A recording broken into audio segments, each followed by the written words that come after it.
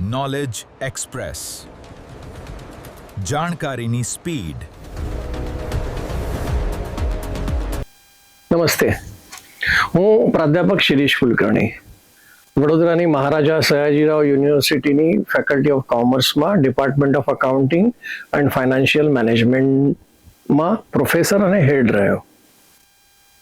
બાદમાં ગુજરાત સરકારે મને સરદાર પટેલ યુનિવર્સિટી વલ્લભ વિદ્યાનગરમાં કુલપતિ તરીકે નિયુક્ત કર્યો, જ્યાં મેં 2 ટર્મ કામ કર્યું. અહીંયા ગુજરાત ન્યૂઝના પ્રકાશભાઈ વર્માના કારણે હું આપ લોકોની સમક્ષ છું. આજે ફરીથી ગુડ્સ એન્ડ સર્વિસીસ ટેક્સ વિષય પર હું આપ લોકોની સાથે વાત કરવા જઈ રહ્યો છું. તમે જાણો છો, લોકસભામાં કાયદાઓ બને છે અને પ્રજા આ કાયદાનું પાલન કરે છે. તો એવું જીએસટીનો કાયદો પણ લોકસભામાં પસાર થયો અને આમ અમલીકરણ થાય છે. Central board of indirect taxes and customs એ આનું અનુપાલન કરે છે. પણ જ્યારે કાયદો બને છે તો કાયદો તોડવાવાળા પણ એટલા જ છે. તો આ બેમાં વધારે ગ્રેટ કોને કહેવાય, વધારે હોશિયાર કોને કહેવાય? કાયદો બનાવવાવાળાને હોશિયાર કહીએ કે કાયદો તોડવાવાળાને હોશિયાર કહીએ? હું તો એવું માનું છું કે 2 હોશિયાર છે પ્રજા કરતા. તો કાયદો બને એ શાના આધાર પર જીએસટીના કાયદાઓમાં ફેરફારો થાય છે? દાખલા તરીકે, જે જીએસટી કાઉન્સિલની 54મી મીટિંગ અને એના પછીની 55મી મીટિંગ, એ બંને મીટિંગની અંદર જે કંઈ અવલોકનો એમના કર્યા અને એમને નિર્ણયો લીધા એ વિષય પર, એ લોકસભાની અંદર પસાર થઈ ગયા. લોકસભામાં પસાર થઈ ગયો એટલે કાયદો બની ગયો. એટલે કાયદા પ્રમાણે જ આગળ ચાલવાનું છે જીએસટીએ. આજના વિષયમાં જે વાત કરવા જઈ રહ્યો છું એ છે રજિસ્ટ્રેશન પર. જીએસટીમાં રજિસ્ટ્રેશન એટલે નોંધણીની પ્રક્રિયા. જે નવો વેપારી જીએસટીમાં નોંધાય તો જ એ જીએસટી વસૂલી શકે. જો એ નોંધાયેલો ન હોય તો he is not a taxable person. એ વેરાપાત્ર વ્યક્તિ નથી. અને વેરાપાત્ર વ્યક્તિ ન હોય તો એ કોઈની પાસેથી વેરો વસૂલી નહીં શકે, કેમ કે વેરો વસૂલીને સરકારને જમા કરવાનો હોય છે. પણ એ જો વેરાપાત્ર જ વ્યક્તિ ન હોય તો પણ વેરાપાત્ર બનવા માટે આવશ્યકતા છે કે એ નોંધાય, પોતાના ધંધાને નોંધે તો એ વેરાપાત્ર બને. એટલે નોંધણીની પ્રક્રિયા છે, રજિસ્ટ્રેશનની પ્રક્રિયા છે. એ રજિસ્ટ્રેશનની પ્રક્રિયામાં GST RG01 આ એક ફોર્મ છે, એપ્લિકેશન ફોર્મ, અરજી કરવાનો ફોર્મ. એ ફોર્મ તમે ભરો પછી આજકાલ જે ફેરફાર થયો છે, મેં કીધું એ પ્રમાણે જીએસટી કાઉન્સિલની 54 ને 55મી જે મીટિંગો થઈ એમાં જે ફેરફારો થયા છે એ ફેરફારો રજિસ્ટ્રેશન માટે લાગુ કરવામાં આવ્યા. શું એવું તો વિશેષ શું? વારંવાર જે ગફલતો આવે છે એ ઇનપુટ ટેક્સ ક્રેડિટમાં આવે. ઇનપુટ ટેક્સ ક્રેડિટ વેરા શાખ ત્યારે જ ગડબડો થઈ શકે જ્યારે આધાર કાર્ડ ખોટું હોય, પાન કાર્ડ ખોટું હોય, ડોક્યુમેન્ટ્સ ખોટા રજૂ કર્યા હોય. તો એના કારણે બોગસ બિલ બને અને બોગસ બિલના કારણે લેનારને બોગસ ઇનપુટ ટેક્સ ક્રેડિટ મળે. એટલે શરૂઆત ક્યાંથી થઈ? શરૂઆત થઈ નોંધણી પરથી.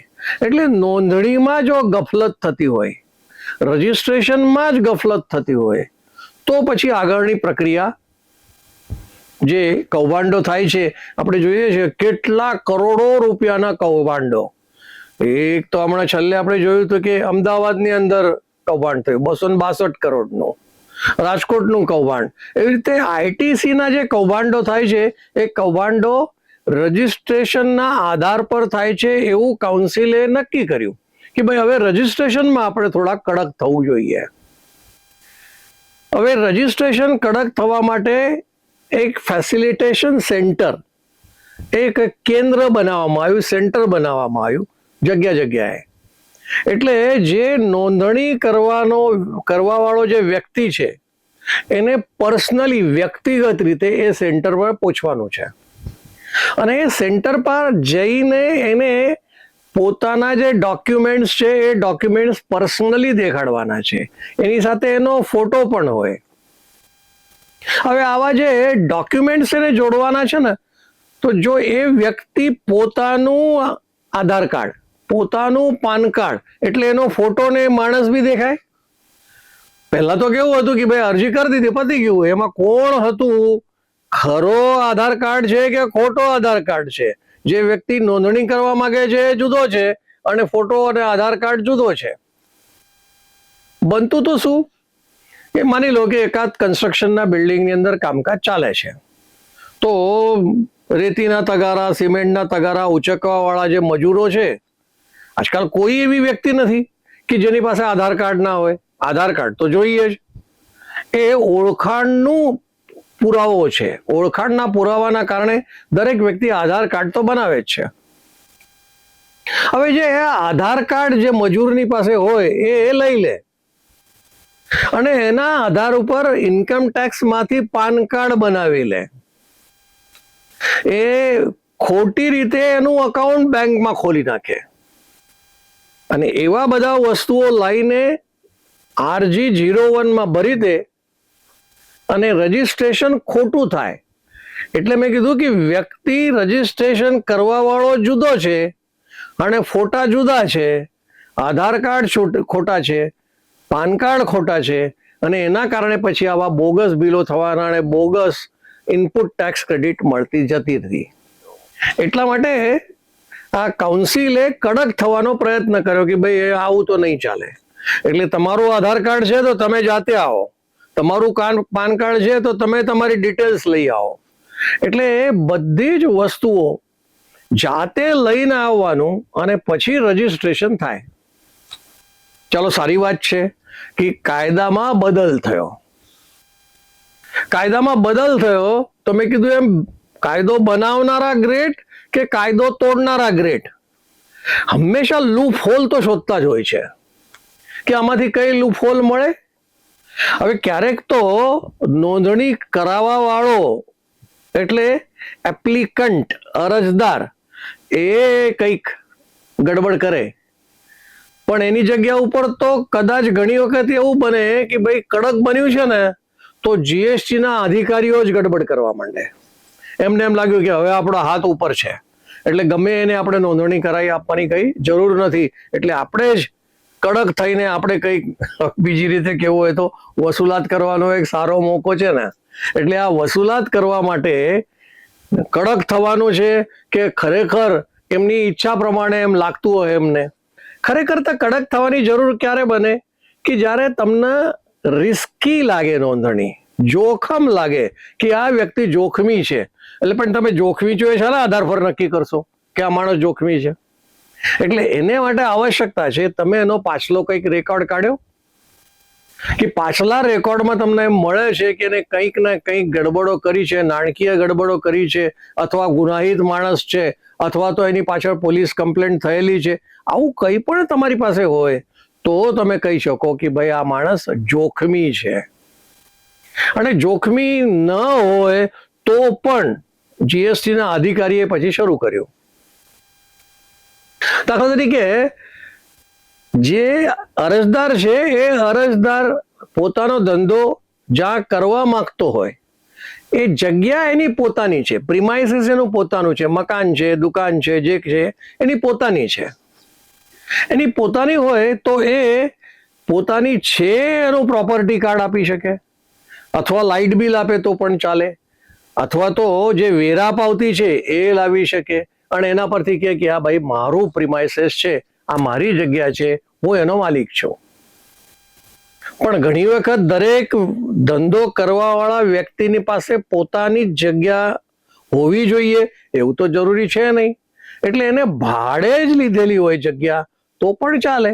એટલે એ ભાડે જગ્યા લીધી હોય તો એ ભાડા કરાર એને GST માં આપવો પડે, લીઝ એગ્રીમેન્ટ, કે ભાઈ આટલા વર્ષ પછી એ જો ભાડું આપ્યું હોય ને મહિનામાં તો પૂરું થઈ જાય, તો એવું તો નહીં ચાલે.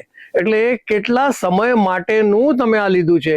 5 વર્ષ એ જગ્યા તમારી પાસે રહેવાની છે, ભાડા કરાર તમારો થયેલો છે, તો એ જીએસટીમાં RG01 ની અંદર એવી પ્રકારની નોંધણી એને કરવાની છે કે ભાઈ મારું મકાન નથી, આ ભાડાનું મકાન છે.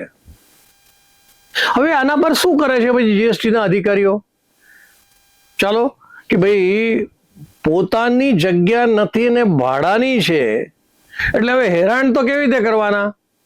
ભાઈ જોઈએ છે શું RG1 માં કે ભાઈ તમે ભાડા કરાર આપો અને એ વ્યક્તિ જેની આ જગ્યા છે, જેનું પ્રિમાઇસીસ છે, એ પ્રિમાઇસીસનું લાઇટ બિલ, વેરા પાવતી, દસ્તાવેજ, આવું કોઈ ડોક્યુમેન્ટ તમે માગો બરાબર છે, પણ પછી જીએસટીના અધિકારીઓ કરે શું કે એની પાસેથી કે ભાઈ એનું પાન કાર્ડ આપો, એનું આધાર કાર્ડ આપો, એના બાકીના પુરાવાઓ તમે આપો કે એ માણસ તમારો માલિક છે, કોઈ ભાડાની પાવતી છે, વગેરે વગેરે. એટલે હેરાન કરવા માટે હવે આવા બધા ડોક્યુમેન્ટ્સ લાવવાની RG1 માં છે નહીં, છતાં પણ એની પાસે માગવામાં આવે. અર્થ શું થયો? હેરાન કરવાનો છે. હવે આ અધિકારીઓ કાયદો નથી બનાવ્યો, પણ કાયદા બન્યા પછી એ કાયદા તોડવાની કોશિશ કેવી રીતે થાય છે? તો એ જીએસટીના અધિકારીઓ જ કાયદો તોડે છે કે ભાઈ જ્યારે કીધું છે કે આટલા જ ડોક્યુમેન્ટ RG01 ની અંદર જેટલા દસ્તાવેજો હોય એટલા જ દસ્તાવેજો માગવાના હોય. એની જગ્યા ઉપર મકાન માલિકનો આધાર કાર્ડ, એનો પાન કાર્ડ આ માગવાની જરૂર શું ભાઈ? એટલે કંઈક ના કંઈક ત્રુટિ થાય તો એને રોકી શકાય.